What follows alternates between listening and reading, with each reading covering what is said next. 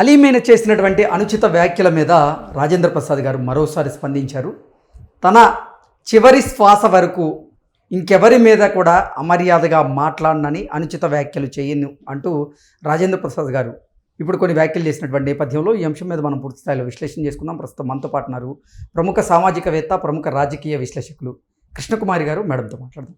Madam నమస్తే. Madam నమస్తే. రాజేంద్ర ప్రసాద్ గారు అలీ గారి మీద చేసినటువంటి అనుచిత వ్యాఖ్యలు ఏవైతే ఉన్నాయో వాటి మీద మళ్ళీ స్పందించారు. మేడం స్పందించి నా జీవిత చరమాంకంలో నా చివరి శ్వాస వరకు కూడా ఇంకా ఎవరిని అమర్యాదగా నేను మాట్లాడను, ఎవరి మీద అనుచితమైనటువంటి వ్యాఖ్యలు చేయను అంటూ ఆయన ఇప్పుడు మాట్లాడడం జరిగింది. ఎలా చూడాలి మేడం? ఆయన మంచిగానే స్పందించారు, ఏ మాటకు ఆ మాట. ఇక ఈ విషయాన్ని ఇంతటితోటి తెరదించుదాము అని ఆయన అనుకున్నప్పటికీ మధ్యలో ఎక్కడో ఒక అహంకారపు మత్తు, లేకపోతే మానసిక అసమతుల్యతో ఏమో చెప్పలేం, కానీ ఆయన మొక్కుబడిగా చెప్పారనిపించింది నాకు. పూర్తిగా చెప్పారని అనిపించట్లా. పైగా ప్రతిసారి నట సార్వభౌమ, విశ్వవిఖ్యాత నట సార్వభౌమ ఎన్టీ రామారావు గారు అని చెప్పుకోవటం అలవాటు ఎలాగో, ఇప్పుడు కూడా అదే మాటను వాడారు. వాడి ఆయన్ని చూసి నేను నేర్చుకున్నాను, ఇంకొకసారి నేను ఆయన ఎంత మర్యాదగా మాట్లాడేవాళ్ళు నేను కూడా అంతే మర్యాదగా మాట్లాడతాను అని చెప్పి ఆయన చెప్పటం కూడా విన్నాం మనం. అయితే ఇదంతా చూస్తుంటే క్షవరమైన వివరం రాలేదేమో ఆయనకి అనిపించింది. ఎందుకు మేడం?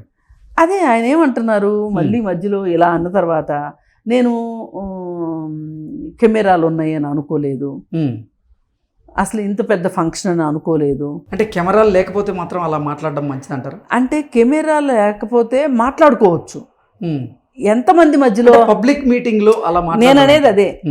ఎంతమందిలో కెమెరాలు లేవు, ఎంతమంది ఉన్న చోట మాట్లాడుకోవచ్చు. ఇప్పుడు వీళ్ళింట్లో ఫంక్షన్ ఏదన్నా అయితే, అలీ ఇంట్లో ఏదన్నా ఫంక్షన్ అయితే ఈయన వస్తే అక్కడ ఏం చేసుకుంటారో, బట్టలు చింపుకుంటారో, మాట్లాడుకుంటారో, తిట్టుకుంటారో, కొట్టుకుంటారో, ఓకే. వాళ్ళ ఇంటికి వెళ్ళి వీళ్ళిద్దరూ కలిసి ఏం చేస్తారో, ఇంకెవరెవరు ఏమేం చేస్తారో వేరే విషయం. కానీ ఇది ఒక పబ్లిక్ ఫంక్షన్కి మీరు వస్తున్నారు. వచ్చినప్పుడు కెమెరాలు లేవు, కానీ ఒక 200 మంది ఆడియన్స్ ఎదురుగా కూర్చుని ఉన్నారు.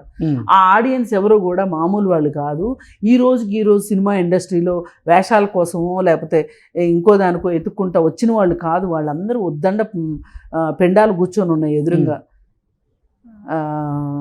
హీరో శ్రీకాంత్, శివాజీ రాజా, అలీ, ఇటు చూస్తే రోజా, చాలామంది, ఆమని, వీళ్ళందరూ ఉన్నారు.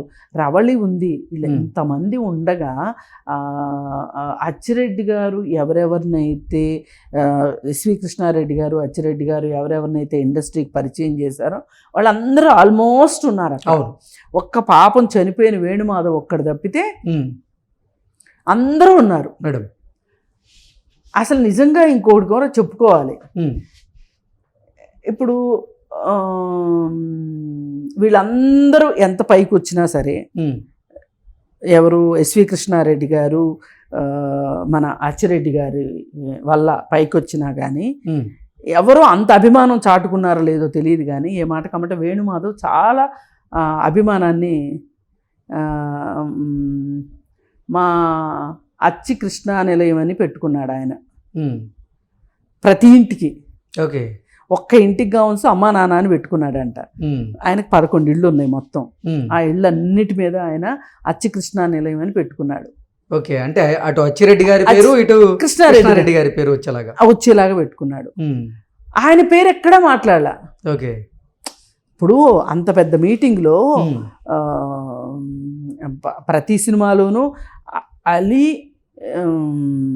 ప్లస్ వేణుమాధవ్ ఇద్దరు ఉండేవాళ్ళు. కొన్ని సినిమాలు కాంబినేషన్ అదిరిపోయేది కూడా. అలాగే రాజేంద్ర ప్రసాద్ గారు చేసిన చాలా సినిమాల్లో కూడా ఉన్నాడు వేణుమాధవ్. అక్కడ పాపం అతని పేరు ఎవరు ఎత్తల, ఎందుకంటే అతని సినీ వారసులు ఎవరూ లేరు. అతను ఇప్పుడు ప్రస్తుతం అతను లేడు కాబట్టి ఏదైనా సినిమా ఇండస్ట్రీ అంతే, అంత దీపం ఉండగానే చక్కబెట్టుకోవాలని కొనేది అందుకే.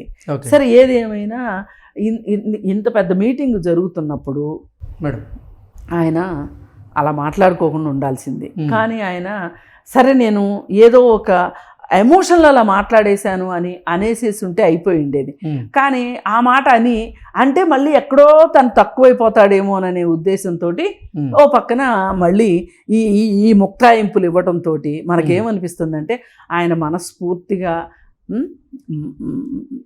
ఆయన చెప్పారు ఇదంతా అని అనిపించట్లేదు.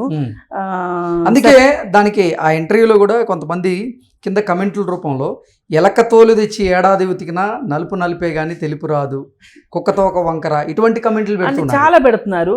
అసలు ఆయన మాట్లాడటమే కాకోకుండా ఇప్పుడు ఆయన ఏదో ఇప్పుడు ఒక జర్నలిస్ట్ అంటే ఎలా ఉండాలి అంటే అసలు నిర్ద్వందంగా మంచిని మంచి చెడుని చెడుగా మాట్లాడగలిగిన క్లారిటీ ఉండాలి. కానీ అక్కడ ఎవరైతే ఆయన ఇంటర్వ్యూ చేస్తున్నారో ఎవరితో అయితే అది మాటామంతి అనుకోవాలా, మాటా ముచ్చట అనుకోవాలా, పిచ్చాపాటి అనుకోవాలా, ఇంటర్వ్యూ అనుకోవాలా నాకైతే తెలియదు. కానీ మాట్లాడే వాళ్ళు కూడా అసలు అదేం తప్పు అన్నట్టు మాట్లాడుతూ ఉంటే ఇప్పుడు వినే వాళ్ళకి కన్ఫ్యూషన్ వచ్చేస్తుంది అనమాట. ఇప్పుడు పక్కన ఆయనేమో నేను ఎన్టీఆర్ గారి సాక్షిగా నేను ఇంక ఇట్లా మాట్లాడను, ఎవరిని అమర్యాదగా మాట్లాడను, ఏకవచనంతో మాట్లాడను అని ఆయన చెప్తున్నారు. ఆయన మళ్ళీ ఇలా తిరుగుడుగా మాట్లాడడానికి ఇట్లాంటి వాళ్ళు మళ్ళీ ఆయన దగ్గర మార్కులు కొట్టేయటానికో లేకపోతే ఏమో తెలియదు. కానీ ఆ ఇంటర్వ్యూ ఆశాంతం గజిబిజి గందరగోళంగా అనిపించింది నాకైతే. ఇప్పుడు అది ఆయన అలా మాట్లాడడం తప్పు అని మాట్లాడాం. రవళిని పాపం ఆమె లావ్ అయ్యింది అంటే ఆమెకి ఏ కారణంతో ఆమె లావ్ అయిందో, ఆమెను బాడీ షేమింగ్ చేశారు ఆయన సింపుల్గా. ఏదో ఒకళ్ళని ఆ ఒక్కళ్ళని అనడము అంటే ఏదో ఒక చిన్న అతిక్రమణ అనుకోవచ్చు. రోజాని పట్టుకొని దీన్ని నేనే హీరోయిన్ చేశాను అని, అలాగే మురళీమోహన్ గారిని సిగ్గుండాలి కదా చప్పట్లు కట్టకపోవటానికి అని ఆయన వంక చూసి మాట్లాడటానికి. మళ్ళీ అలీ మాట అయితే మనం విన్నాం, మళ్ళీ మళ్ళీ మనం మాట్లాడుకోవాల్సినంత గొప్ప మాట ఏం కాదు అది. ఇట్లా ఎంతమందిని అనగలిగేంత స్వతంత్రం ఎందుకు? స్వతంత్రం తీసుకోవడంలో తప్పు లేదు, కానీ ఒక అంటే తన స్థాయిని దిగజారి మాట్లాడడం కరెక్ట్ కాదంటే కాదు. ఇక్కడ ఆయన స్థాయి ప్రశ్న కాదు, ఇక్కడ వాళ్ళ స్థాయిని దిగదార్చే హక్కు మనకు లేదు. వాళ్ళని 10 మందిలో అట్లా మాట్లాడితే ఇప్పుడు వాళ్ళు అక్కడ చిన్నపిల్లలాగా అలిగి వెళ్ళిపోలేరు. ఇరుక్కున్నాం కాబట్టి ఇకిలిచ్చాలన్నట్లు ఉంది వ్యవహారం. అలీ కూడా ఏమి ఇచ్చాడు స్టేట్మెంటు, నేనేం ఫీల్ అవ్వట్లేదన్నా అని కాక నేను చాలా ఫీల్ అయిపోతున్నాను అని అంటారా? అది మనం అర్థం చేసుకోవాలి. మన విజ్ఞతకి మన విచక్షణకి సంబంధించిన విషయం. ఏదేమైనా నేను ఒక మూడ్లో నుంచి ఇంకొక మూడ్లోకి వచ్చే ప్రాసెస్లో జరిగిన పొరపాటు అని చెప్పి ఆయన చెప్తున్నారు. కానీ దీన్ని టైమింగ్ అంటారు. టైమింగ్, డైలాగ్ డెలివరీలో టైమింగ్ అంటే సినిమాల్లో ఇదే టైమింగ్ అంటే. ఇప్పుడు నువ్వు టైం ప్రకారం వచ్చేసేయాలి, డైలాగు రావాలి, భావావేశం కనిపించాలి, అక్కడ అభినవేశం కనిపించాలి. సరే, ఏది ఏమైనప్పటికీ రాజేంద్ర ప్రసాద్ గారు లాంటి ఆయనలో ఉన్న నటనని మాట్లాడేంత ధైర్యం నేను చేయను, అంత హక్కు కూడా నాకు లేదు, అంత సాధికారత నాకైతే లేదు. కానీ ఏది ఏమైనా 10 మంది ఉన్న మీటింగ్లో మటుకు ఒక సభ్యతతో మాట్లాడాల్సిన అవసరము, ఒక క్రమశిక్షణతో మెలగాల్సిన అవసరం. ఎందుకంటే వీళ్ళే సామాన్య జనాలకి, ఈ వీడియోలు చూసే వాళ్ళకి, మీడియా వాళ్ళకి, రాజేంద్ర ప్రసాద్ గారికి పెద్ద ఎత్తున ఫ్యాన్స్ ఉంటారు, బ్రహ్మాండంగా ఆయన్ని అనుకరించే వాళ్ళు చాలా మంది, అనుకరించే వాళ్ళు ఉంటారు, అనుసరించే వాళ్ళు ఉంటారు, రకరకాల వాళ్ళు ఉంటారు. కానీ ఏది ఏమైనప్పటికీ ఆయన వ్యవహార శైలి అయితే మట్టుకు, పైగా ఆయన ఇంకొకటి కూడా అన్నారు మేడం, అసలు ఈ రోజుల్లో ఈ కెమెరాలు ఈ మీడియా వల్ల స్వేచ్ఛ లేకుండా పోతుంది, పాత రోజుల్లో అయితే చాలా స్వేచ్ఛగా చాలా హ్యాపీగా ఉండేవాళ్ళము అని. అవును, కరెక్టే. అందుకే మీకు ఒక ప్రైవేట్ పార్టీలు ఏర్పాటు చేసుకోండి, ప్రైవేట్గా మీరు ఉండండి. ఎవరొద్దంటారు? ప్రైవేట్గా మీరు ఏం మాట్లాడుకుంటే ఎవరు వచ్చి మాట్లాడతారు? అంటే మీరు ఏదైనా సినిమా చేస్తే దాని ప్రమోషన్కి ఈ కెమెరా వాళ్ళు కావాలి, ఈ మీడియా కావాలి. కానీ అంటే ఇటువంటిది ఏదైనా బయటకు వచ్చినప్పుడు మాత్రం మీడియా వాళ్ళ మీద ఇలా అనడం కరెక్ట్ కాదు కదా. అవును, కరెక్ట్ కాదు. ఏది ఏమైనా ఆయన అయితే బాధపడుతున్నారు మనసులో. కానీ దాన్ని కవరప్ చేసుకుంటున్నారు అనేది మటుకు తేట తెల్లం. ఓకే. ఏది ఏమైనా ఇలా అడుసు తొక్కనేలా కాలు కడగనేలా అన్నట్లు ఎవరైనా అలాంటి పరిస్థితిలోకి వెళ్ళొద్దు అని చెప్పి నేను కోరుకుంటున్నాను. Okay madam, thank you so much. Thank you.